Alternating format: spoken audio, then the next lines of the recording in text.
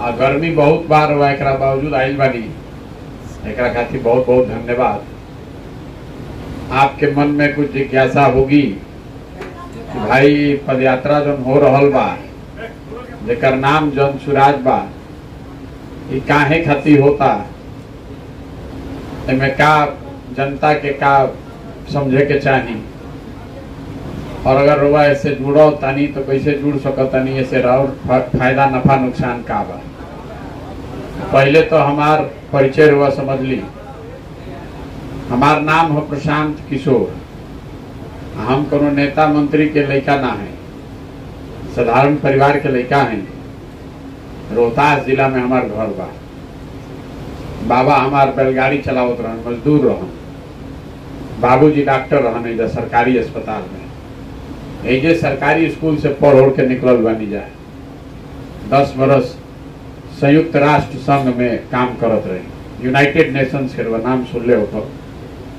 पहले भारत में रही, फिर अमेरिका में रहते रही, फिर 4 बरस अफ्रीका में रही, फिर लौटनी भारत 2010-11 में। 2011 से लेकर 2021 तक 10 बरस जो हम काम करनी ओकरा के लोग जानता चुनावी प्रबंधन, राजनीतिक रणनीतिकार। ये देश में नया चीज है। पहली बार दल और नेता जो है, जैसे रहुआ पहले मान ली बीमार पड़त रही तो घरे अपने से दवाई खा लेते रहे आदमी, वैद्य के उपचार करके खाना वाना संयम करके रहुआ रोग ठीक करत रही। फिर ऐसा समय आ गई कि रहुआ कुछ तकलीफ है तो रहुआ डॉक्टर के यहाँ जाता नहीं। डॉक्टरों के यहाँ जाता नहीं तो पहले वैद्य हाथ देख के बताओ तो डॉक्टर साहब आला लगा के। अब आजकल 100 तरह के जांच होता। तो ये समझ ली कि चुनाव के डॉक्टरी बा वो विधा शुरू कर दी जा हमने के 2011 में हम ही शुरू कर दी। अब पूरा देश में जहां पर भी जितना बड़ा नेता दल लोग बा, वो आदमी आपसे मदद लेता है, आइए बताइए चुनाव कैसे जीतेंगे। जैसे रवा शरीर के जांच होता तो पता चलता का खराब बा का अच्छा बा, वैसे ही हमने के देख के जनता के नब्ज बतावे के काम बा कि भाई जनता के का बात अच्छा लागता का खराब लागता।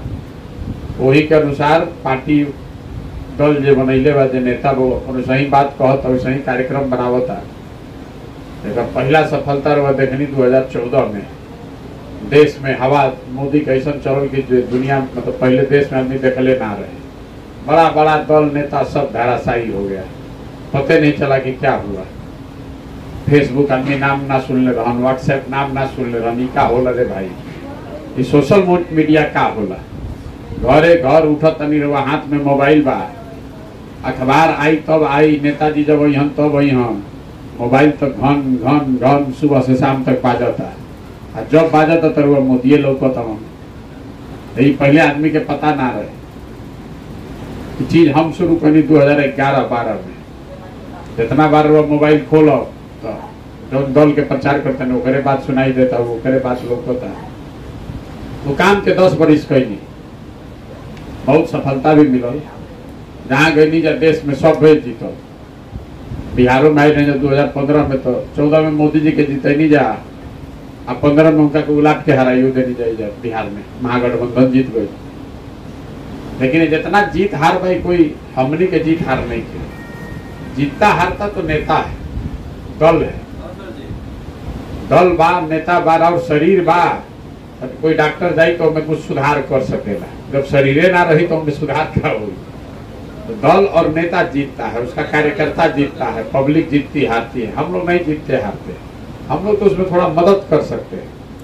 जैसे घड़ा बनता है तो घड़ा तो माटी और चाके से न बनी, माटी रहबे ना करी तो कतनो हुनरमंद रह कुम्हार बानी तो बना दे, घड़ा ना बन सके। तो बहुत आदमी यो विवाद करता है, ये भाई महागठबंधन जीतल तो लालू जी नीतीश जी से जीतल, आकि प्रशांत किशोर जो रणनीति बनैलन उसे जीतल। मोदी जीतलन तो अपना दम पर जीतलन कि प्रशांत किशोर के मदद से जीतलन। ये बहस का कोई मुद्दा नहीं। जो नेता जीता है वो अपने दम पर जीता है। आप शरीर दौड़ रहे हैं तो आप दौड़ते तो अपनी ताकत से है, सब कोई नहीं दौड़ सकता है। जो सिखावे वाला बा वो थोड़ा बढ़िया सिखा दी कि रउआ जौन 1000 मीटर दौड़त रही तो 1200 दौड़े लगी। दौड़े तो रउए आवे के चाहे। तो काम 10 बरिस कैनी हम छोड़ देने फिर 2021 में बंगाल के चुनाव के रउआ सुन ले ओकर कहानी। बहुत भारी लड़ाई भइल बंगाल में 2021 में। पूरा देश मान लेलस कि अब तो भाजपा जीती, कोई रोक ना सके बंगाल में। पूजा उलाट देनी जाए, भाजपा को हराए नहीं, उनको 77 पर ला दिए नीचे। तो बहुत 200-250 सीट आदमी कहत रहे, 77 पर भाजपा को रोका गया बंगाल में। उस दिन हमने घोषणा किया कि अब ये काम नहीं करेंगे। हो गए बहुत दिन। बहुत आदमी के हो बुझाता भाई काहे छोड़ दिलो। 10 बरिस करके देखनी, बहुत जीत मिला। सब जगह जीते, तमिलनाडु जीते, तेलंगाना, आंध्रा, बंगाल, महाराष्ट्र, दिल्ली, जहां गई जा सब जीतल बनी, सब स्टेट। लेकिन फिर बंगाल जीतने के बाद हमने तय किया कि नहीं, ये अब काम नहीं करेंगे। इसलिए नहीं करेंगे कि एहसास हुआ 10 बरस करके कि भाई हम जेकरा के जितावो तनी एकर तो कोनो गारंटी नहीं है कि जितला के बाद वो पब्लिक के अच्छे काम करो। मान ले कि हम आंध्र प्रदेश जीत गए, तेलंगाना जीत गए, तो हम जीत के तो चल गए नहीं तमिलनाडु, बंगाल। और जहाँ जीतल जेबा वो अपना मन से ही चलावता है। हम तय कैनी कि भाई अगर भगवान हमरा के शक्ति बुद्धि दिले बड़ा जीते हारे के कुछ ताकत बा, एकर उपयोग एकरा से बेहतर काम खातिर होके के चाहिए। यही से वो काम के छोड़नी। बहुत पैसा, बहुत साधन व्यवस्था नामों में रहे, जेकरा के टीवी उवी में देखत तानी कभी कभी प्रधानमंत्री, मुख्यमंत्री ये लोग को समय देकर ही मिलते हैं, उससे भी नहीं मिलते। जिसको जरूरत है वो आएगा मिलने, नहीं जरूरत है तो जेकरा चुनाव लागे ओकरा वही के उपाय का बा ओकरा। लेकिन इसलिए छोड़े कि अगर भगवान ने हमको शक्ति बुद्धि दिया है तो हमको ऐसा कुछ करना चाहिए जिससे लोगों का जिंदगी बदले। नेता का जिंदगी बदलने से तो कोई बहुत फायदा नहीं है। यही से छोड़ देने का, छोड़ के 1 साल घरे बैठल रही। 2021 से लेकर 2022 तक कुछ ना करते रहे। सब सोचला विचरला के बाद तय कैनी कि अपन राज्य बिहार बा, इजे चलत नहीं, इजे हमनी के जन्म कर्म भइल बा, इजे आइजा के दुर्दशा इतना बा आदमी के। देश में हमनी के सबसे गरीब बानी जा, सबसे पिछड़ा, बेरोजगार, अशिक्षा, बहुत आदमी के तकलीफ बा। सोचने के इजे जाके काम शुरू कर जाओ। यही से पिछला साल आई बानी जा और आके संकल्प लेने की पहले गाँव गांव पूरा बिहार में घूमो, पैदल जाके, गाड़ी पर चढ़ के ना, पैदल चल के गांव गांव जाके हर तरह के, हर वर्ग, हर विचारधारा के आदमी से मिलेंगे। आज ये भी तय किए कि जब इसको करेंगे तो शुद्धता से करेंगे। जैसे मान ले कि पैदल चलता नहीं, ऐसा ना कि दिन भर चलनी, गांव से निकलनी, फिर गाड़ी पर बैठ के कैंप पर चले, ऐसा बात नहीं। ऐसा भी नहीं कि बीच में जाके घर चले गए रहने। तो 2 अक्टूबर से चलना शुरू किए हैं। दिवाली हो, छठ हो, दशहरा हो, होली हो, सब गांव में ही मनाते हैं। जहां रुकल बनी जा, काल होली पड़ जाए काली जा होली हो। और सुबह से शाम तक यही काम करते हैं, घर परिवार छोड़ के। यहाँ कल रात में जैसे आपके यहाँ आए हैं तो रात हुआ है तो यहाँ रुके हैं। एक अंदाजा बा पहले से कि एक दिन में 15, 20, 25 किलोमीटर आदमी चल सकेला। एजा से 20 किलोमीटर दूर फिर कैंप लागल हुई, चलत जाएगी, रुक जाएगी। और रास्ता में जौन आदमी भेटल, परिचय भइल, बातचीत भइल, समस्या के देखनी जा अपना आँख से। कोना गांव में का दशा बा, कहाँ रोड नहीं खे, सड़क नहीं खे, नाली नहीं खे, नहर में पानी नहीं खे, लोग अनाज किसानी, खेती किसानी करत, ओकरा का दिक्कत है। जितना आदमी से भेंट होके दिन भर में 2000, 2500 जितना आदमी भेटा जा, उनका से मिलना, बात करना, समझना। यही से इस संकल्प लेके चलल बानी कि पहले जाई मिलो और लोग की बताई पहले कि हमने कई दुर्दशा बा का है। आखिर बिहार में भी जो आदमी रहता काम तो सबे करते बा, ऐसा तो बा ना कि सबे घरे बैठल बा। 8 घंटा 10 घंटा रहुआ हम सब काम करते बा। अपना से हमनी के सरकारों ठीके चुन के लावत नहीं जा, अपना अपना बुद्धि से तो सब वोट ठीके देता। आखिर सुधरत काहे नहीं। देखी राजनीति में जे सरकार में रहेला तो ये कहेला कि हम जो करतानी ये राम राज्य बा, ये सबसे बढ़िया बा। आ जे विरोधी बा ओकर काम बा कि जे सरकार में बा ओकरा के गरियाओ, ओकरा शिकायत करो। हम बात दूसर कहतानी, हम कहतानी कि जे जे रहे सरकार में, जे जो कैलस चाहे करे के दावा करता, उ सबके सही मान लिया जाओ। मान लिया जाओ कि 40 वर्ष कांग्रेस के राज रहे तब बिहार में कुछ काम भइल, जरूर भइल होई कुछ काम।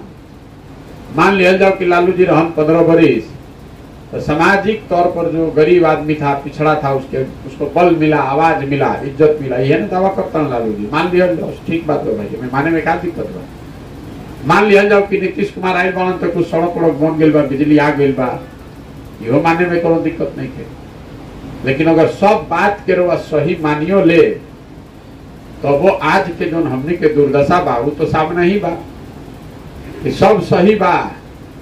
जे जो आदमी बहस का करला राजनीति में, भाई तू हई ना कैला, हौ ना कैला, हम कहता नहीं कि तू जो कैला ओकरा खातिर राउर साधुवाद बरवा के प्रणाम कर रहा बा।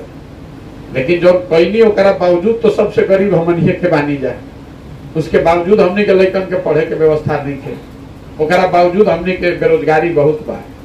तो पहला शुरुआत जैसे बा, जिसने जो किया या करने का दावा कर रहा है उसके लिए उसका सम्मान है, उसको प्रणाम कर रहे हैं, बहस नहीं कर रहे हैं। लेकिन साथ में ये भी मानना पड़ेगा कि सारे लोगों के प्रयास के बावजूद भी हम लोग का दुर्दशा है।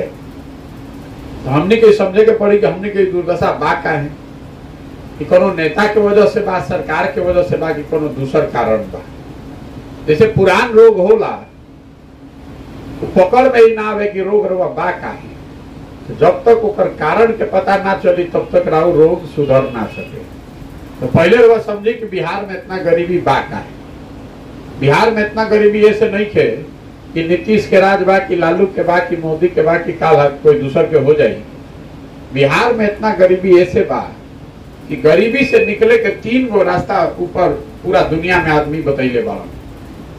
पहला रास्ता बा पढ़ाई, जेकर बाल बच्चा पढ़ जाए, नौकरी वोकरी करे लगी, तो ज्ञान से, सरस्वती से आपका विकास हो सकता है। दूसरा रास्ता है खेती, परिश्रम, जेकर अभी जो जमीन बा वो खेती किसानी करके भी अपन गरीबी दूर कर सकता है। और तीसरा रास्ता है लक्ष्मी, पूंजी, पैसा, जेकर अभी जो बुद्धि नहीं खे, मतलब पढ़ाई नहीं खे, खेती नहीं खे, लेकिन पैसा होखे तो कुछ रोजी रोजगार करके 5 गो भैंसे पाल के अपन तरक्की कर सकता। नहीं 2 गो ट्रैक्टर खरीद ले, 2 गो कोई मुर्गिए फार्म खोल ली, कोई किराना के दुकान खोल ली, फार्चून के दुकान खोल ली।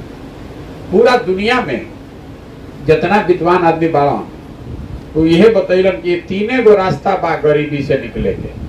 या तो रवा पढ़ाई होके, चाहे रवा बिजुन भूमि होके, चाहे पूंजी होके, चौथा कोनो रास्ता नहीं। तो बिहार में रवा ध्यान से देखो तो ज्यादातर आदमी 100 में 80 आदमी के पास ही तीनों में एको चीज नहीं है। ऐसा समाज में बच्चों के पढ़े के व्यवस्था नहीं है। जे गरीब बा ओकर लड़का जाता सरकारी स्कूल में पढ़े, तो पढ़ाई होते नहीं, तो खाली खिचड़ी बटाता।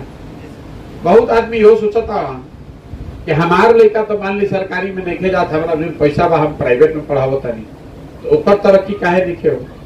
अगर प्राइवेट में भी पढ़त तो स्कूल के जो पढ़ाई के स्तर वो प्राइवेटों में उतने खराब बा। आ कॉलेज में लड़का जाता सर तो कॉलेज में पढ़ाई नहीं खे हो, तुझा खाली डिग्री बटाता है, नाम लिखवा ले, 2 साल 3 साल घरे बैठी लखेरई करी, घूमी, परीक्षा देनी, चोरी चमारी करके पास हो गई, डिग्री तो मिल गई, पढ़ाई तो भइल ना। तो बिहार में ज्यादातर आदमी और उनके बच्चों को पढ़ने की व्यवस्था नहीं है। जब रवा पढ़ते नहीं थी, जब राउर लड़का पढ़ते नहीं थे, तो वो कोनो इंजीनियर, डॉक्टर, कलेक्टर तो बनी ना, ओकरा मजदूरे बने पड़ी। हम अपन बात रवा के बतैनी है, हमारे बाबा मजदूर रहा, तो बनिहारी कह के बैलगाड़ी चला के 9 गो लड़का उनका रहस, तो कोई के तो पढ़ा ना सकत रहन, सबके तो सब है घर परिवार में रह, सब गाँव में जाना तो कब जा, एक आदमी के चयन होत रही, चलो एगो को पढ़ावल जाओ, बाकी आदमी मजदूरी करे। तो हमारे बाबूजी के किस्मत ठीक रहा, तो उनके के चुनाव भइल तो पढ़लन तो डॉक्टर हो गए। हमारे बाबूजी डॉक्टर हो गए तो हम आज पढ़ के भाषण देता नहीं। जब पढ़िएगा नहीं, आज का लड़का पढ़ेगा ही नहीं, खाली डिग्री लेगा और खिचड़ी खाएगा, आपका तरक्की तो वो रास्ता से तो नहीं हो सकता है। दूसरा रास्ता रुआ के बताइए है खेती। मान ली कि आदमी नहीं पढ़ा तो बहुत आदमी खेती करके भी आगे बढ़ता है। वो से बिहार में काहे नहीं के फायदा हो। तो बिहार में 100 आदमी जो रहता है, उनमें 60 आदमी ऐसा बा जरा भी एको धूर जमीने नहीं।